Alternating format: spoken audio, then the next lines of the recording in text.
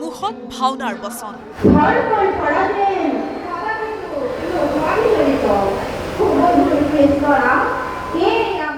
ঘৰুৱা কাম এৰি প্ৰতিভা প্ৰদৰ্শন মহিলাৰ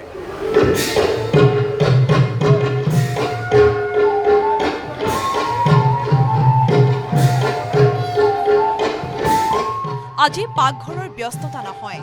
চাউল দালি আলু পিয়াজৰ হিচাপ নহয় ভাওনাত অভিনয় কৰি বচন গাই দৰ্শকক আপ্লুত এই সকল মহিলাৰ আমি আসলে বহুত দিন মনতে এটা আশা পুহি আহিছিলো এখন ভাওনা কৰিম আমি মহিলাসকলে আৰু আজি সেই আশা আমাৰ বাস্তৱায়িত হৈছে মই ভাবো পুৰুষৰ সমানে যদি মহিলাসকলো সমানে আগবাঢ়ি যায় যেনেকে পুৰুষে আৰ্থিকভাৱে সকলো ক্ষেত্ৰত সহায় কৰি আছে গোটেই ঘৰখন বা মহিলাসকলকো সেইকাৰণে মহিলাসকলেও যদি পুৰুষৰ সমানে আগবাঢ়ি যায় তেওঁলোকক বিশেষকৈ ল'ৰা ছোৱালীখিনিকো আমি যদি কিবা এটা শিকাই যাব পাৰোঁ পিছৰ প্ৰজন্মৰ ল'ৰা ছোৱালীখিনিক সেইটো ভাবো ভাল কথাহে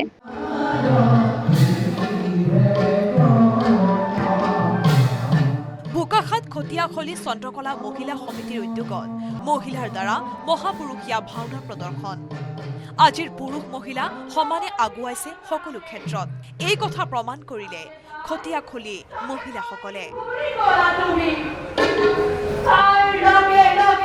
মানে ভাবিব নোৱাৰা ধৰণে সঁচাকৈ আমি মহিলাসকল ইমান ব্যস্ততা নেওচি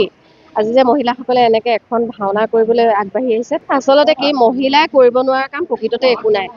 ঘৰখন নিয়াৰিকৈ এখন ঘৰ চলোৱাৰ বাহিৰেও এনেকুৱা নিজৰ কৃষ্টি সংস্কৃতি জীয়াই ৰখাৰ ক্ষেত্ৰত মহিলাসকলে যথেষ্ট কৰিব পাৰে কৰিছে ঘৰ চলোৱাৰ উপৰিও ব্যস্ততাৰ মাজতো আখৰা কৰি ভাওনাত নিজৰ নিজৰ প্ৰতিভা প্ৰদৰ্শন কৰিলে খটিয়াখলিৰ মহিলাসকলে নিজৰ কৃষ্টি সংস্কৃতি ধৰি ৰখাৰ ক্ষেত্ৰত পুৰুষৰ সমানে আগুৱাইছে মহিলাসকল কৃষ্ণ অৰ্জুনৰ বচন হলহলীয়াকৈ আওৰালে ভাওলোৱা মহিলাই নাৰী দিৱসৰ লগত সংগতি ৰাখি খটিয়াখলি চন্দ্ৰকলা মহিলা সমিতিৰ উদ্যোগত গাঁৱৰ মহিলাসকলে প্ৰদৰ্শন কৰে ভাওনা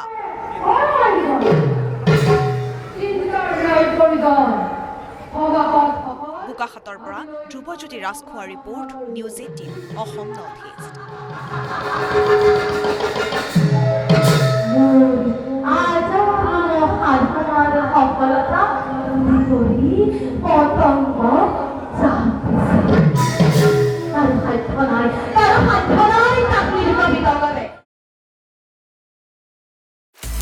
আপুনি বিচৰা বাতৰি পাব কেৱল নিউজ 18 এপত নিউজ 18 এপ ডাউনলোড কৰিবলৈ স্ক্যান কৰক এই QR কোড গুগল প্লে ষ্টৰতো পাব এই নিউজ 18 এপ